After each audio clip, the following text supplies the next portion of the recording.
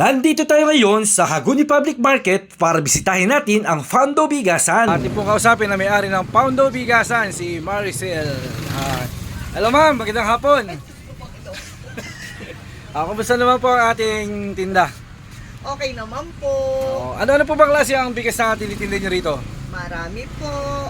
Tulad na Semi-laon, laon, buko pandan, sinandomeng, Sinandomeng. Angelica, Hasmin.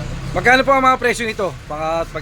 Per kilo? May 52, 48, 51. Sa murang halaga lang po ito ma'am, ano? Opo. Sakto-sakto lang ang presyo nito.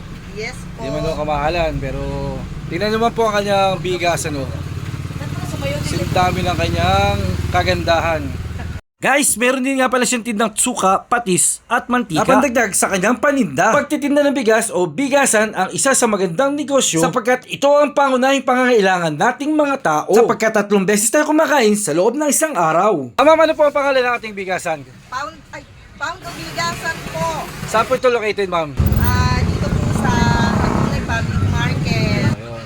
Bukas po tayo ng 5:30 hanggang 5:45 ng hapon. Araw-araw po bukas. Ayan, yan po. Dito po. Punta lang ako dito kay Poundo Bigasan. Sa tapat siya ng Hagonoy Public Market, malapit sa Villarica at katabi ng Baga Burger. Ayan. Salamat Sige po. Salamat po, ma'am. Thank you po.